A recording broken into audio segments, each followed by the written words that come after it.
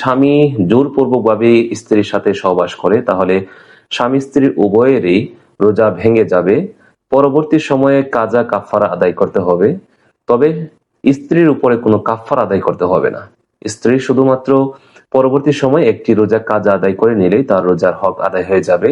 কিন্তু স্বামী যেহেতু তার উপর জোরপূর্বকভাবে মিলিত হয়েছে, এই জন্য কাফারাটা 60টি রোজা পরবর্তী সময়ে স্বামীর উপর ওয়াজিব হবে। অর্থাৎ রমাদানের বাহিরে একটি রোজার পরিবর্তে 60টি রোজা কিংবা 60টি মিসকিনকে একবেলা পেট ভরিয়ে খাওয়াতে হবে। এই যে কাফারাটা, এই কাফারাটা শুধুমাত্র স্বামীর উপর আসবে, স্ত্রীর উপর আসবে না। কেন?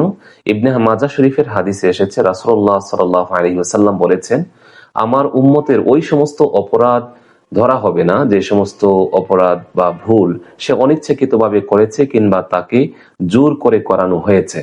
যেহেতু স্বামী জোর করে তার স্ত্রীর সাথে সহবাস করেছে, এই জন্য স্ত্রীর উপরে কোনো কাফারা আদায় করতে হবে না, তবে পরবর্তীতে কাজ আদায় করে নিলেই তার হক আদায় হয়ে যাবে।